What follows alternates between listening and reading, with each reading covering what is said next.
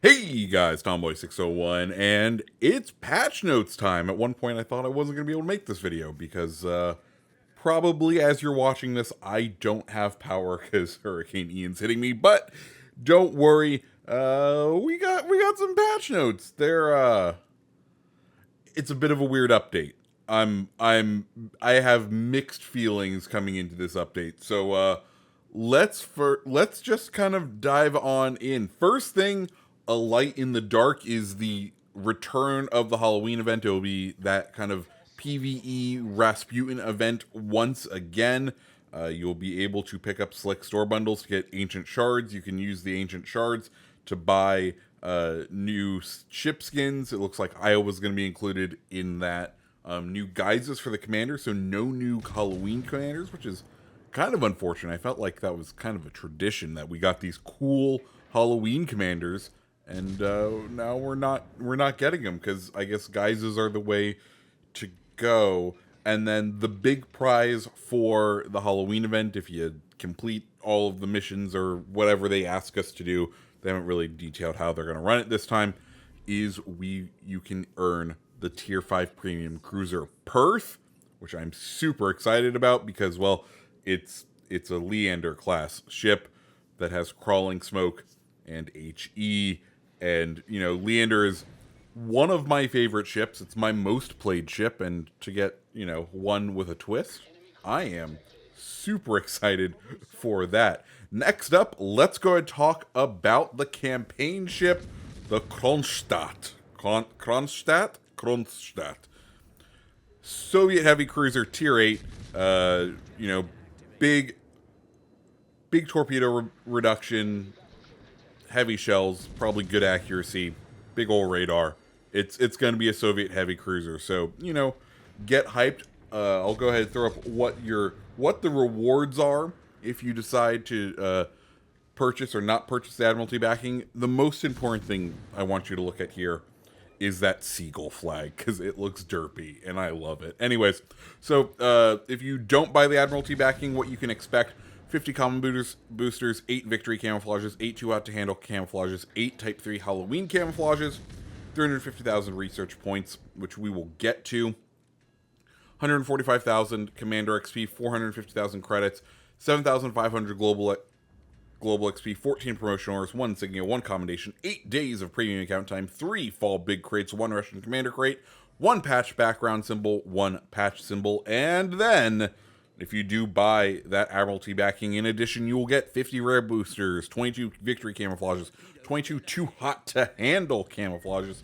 16 type 3 Halloween camouflages, 1.4 million research points, 275,000 commander XP, 2.5 million credits, 37,500 global XP, 26 promotion orders, 3 insignias, 3 commendations, 750 doubloons, 12 fall big crates, 1 commemorative flag, and of course the Soviet tier 8 premium cruiser Kronstadt. So yay, Kronstadt coming to the game. I look forward to having something that's not a battleship be a campaign reward ship. Other things coming during this update: German battle cruisers are coming to be fully researchable, so that means tier 8 Prince Ruprecht will be available. Can't wait to play her. And then everything else is no longer early access, so they are just regular researchable in the tech line. Go out, have fun. If you didn't get any of the crates, I highly suggest trying out those new ships because they are a ton of fun. One thing to note, we were told that they were looking into adding a way to vary up your builds so that German commanders might be able to add more damage control parties, because of course the kind of shtick, the weird thing about those ships is the fact that they don't have that they have a limited number of damage control parties, usually like 3. There does not appear to be any sort of edit to that, so we will not be seeing a way to boost the number of damage control parties that each vessel has. So just, you know, be prepared. Those ships are a ton of fun, and yeah. Next up, a new legendary ship arrives. Borgone comes to the Bureau. From what I can tell, it is going to just be available in the Bureau. There's no buying it. It's just going to be there for you to research.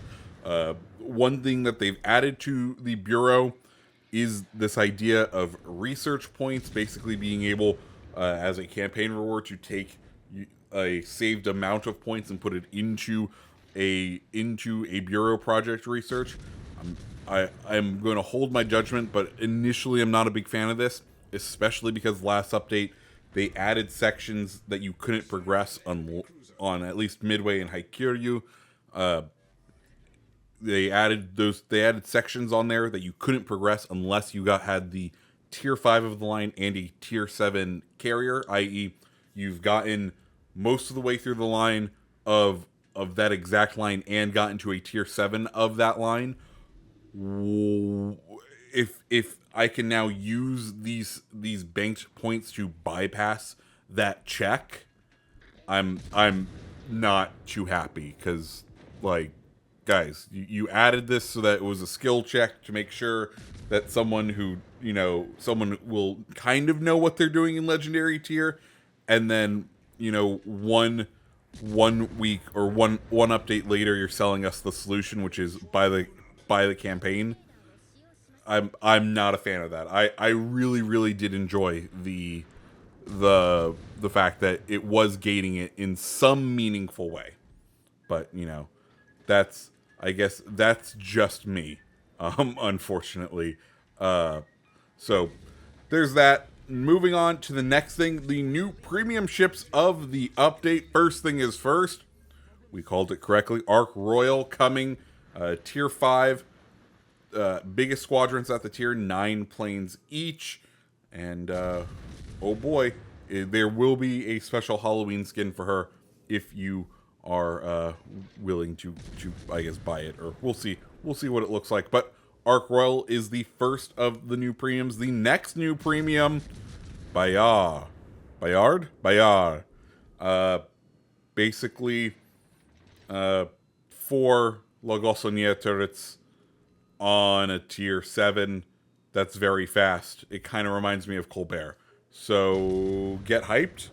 Like, I think like fellow CC meta jerk, I think this is his most anticipated ship, and I can understand. It looks like it's going to be a powerhouse at tier 7.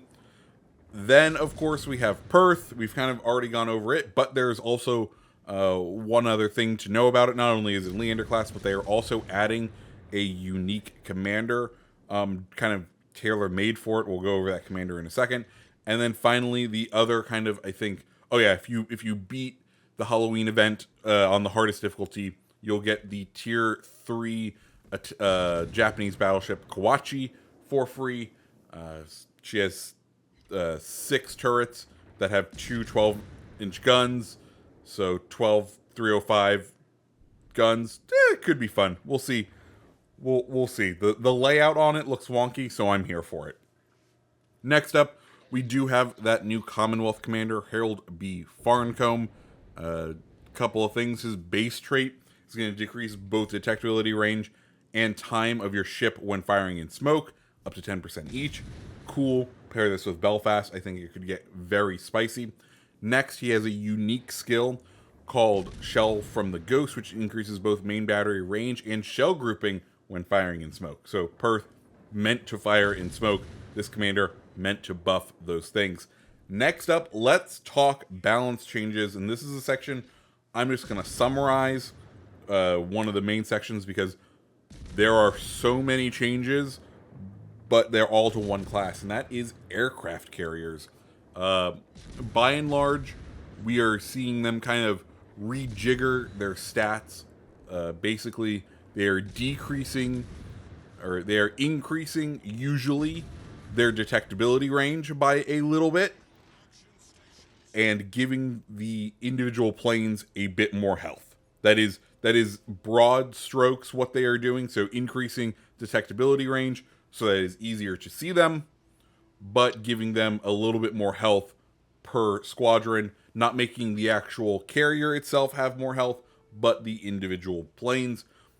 Other than, because like it's kind of like universal nerfs across almost all the aircraft carriers, except for the Soviet carriers, which I feel like they are some of the best ones, are actually technically getting buffs, because what they're trying to do is kind of get all of the carriers in the same area-ish of detectability, and for some reason, because all of the Soviet ones had really high detectability, they're all getting buffs. They're all getting significantly reduced concealment, which is an interesting call.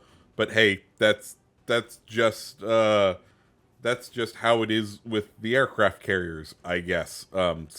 If you're a big aircraft carrier player, I suggest you go read the patch notes. But literally every single aircraft carrier has changed its stats for concealment, and the majority of them have changed their stats for airplane health. So go check those out. Next up, let's talk about some other ship balances. Couple ships getting buffs, couple ships getting nerfs. So first up, Tier 6 cruiser Fiji getting a nerf. Main battery reload time going from 7.5 seconds to 8 seconds. Then Soviet Tier 6 cruiser Talon getting a nerf. Reload time for main battery increasing from 15 to 16 seconds for the stock version, and from 14 to 15 seconds for the upgraded version. Max AP shell damage decrease from 4,650 to 4,400. And then the stock hull armor is now the same as the upgraded hull armor. So a little bit of a buff right there. Italian Tier 5 premium cruiser Duca d'Aosta getting a nerf, increasing main battery reload from 7.5 seconds to 8 seconds. That's only on what appears to be the SAP. So that kind of makes sense. That checks out. Then we go on to Abruzzi. Max AP shell damage is being increased from 3,100 to 3,400. And then her HE shells are being buffed 2,100 to 2,300. And chance of fire going from 7% to 10%. So overall, that's about it. Next, let's go on to some bug fixes. Only one that really sticks out to me. Basically, for a set number of ships, when you would flood, the movement speed penalty for some reason was set to 50% as opposed to the normal 20%. And now all of these have been remedied. So now the following ships act correctly when they haven't in the past. That's Lenin, Olin, Stalingrad, Paulo Emilio, Z-35, Weimar, Kleber, Jean-Bart, and California. Which is really weird because I feel like this list is all very strong ships, so I almost feel like it was some sort of balancing thing that we just never knew about. But hey, here we are. So that's kind of all of the patch notes. Like I said, I think it's a bit of a weird update.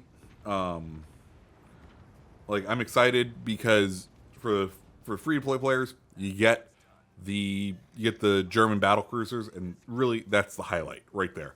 Halloween event, we'll just have to see. A lot of new premium ships. Not a huge fan. I'm excited for Borgone as far as a ship goes. Not too excited about just how we are getting it and the way it's going through the Bureau. But, you know, that's just me. So, guys, what do you think? Let me know down in the comments below. Did you like the video? If you did, hit the like button, hit the subscribe button, and of course, I hope you have a fantastic rest of your day.